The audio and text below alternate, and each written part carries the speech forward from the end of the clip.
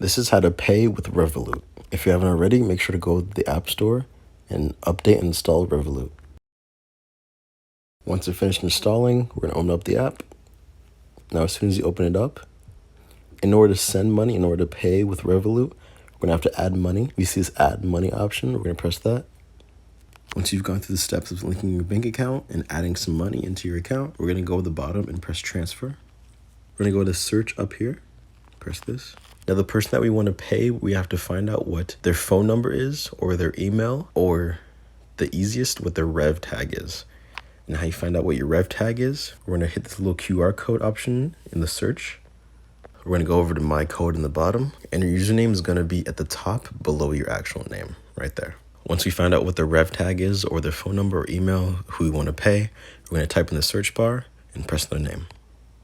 Now we're going to press on send.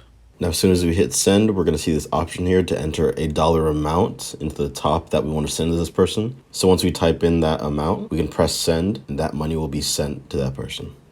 That is how to pay on Revolut.